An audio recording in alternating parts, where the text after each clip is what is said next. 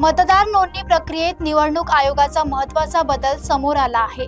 नवीन मतदारांना online form क्रमांक 6 भरताना आता आई वडिलांची माहिती देणे बंधनकारक झालेले आहे। माहिती अपूर्ण असल्यास अर्ज स्वीकारला जाणार नाही। या निर्णयावर काही कायदेतज्ञांनी आक्षेप नोंदवला आहे।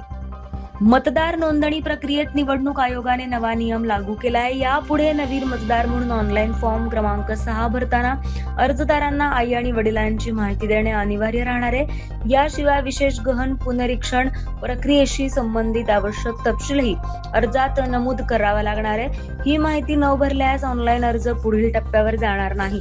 मतदारांची ओळख अधिक अचूकपणे पडताळणे आणि नोंदणी प्रक्रिया अधिक पारदर्शक करणे हा या निर्णयामागील उद्देश असल्याचं निवडणूक आयोगाने स्पष्ट केलंय। मात्र या कायदेशीर बदलावर काही तज्ञांनी आक्षेप घेत प्रश्न उपस्थित केले असून या निर्णयावर आता विविध स्तरातून चर्चा सुरू झाली आहे।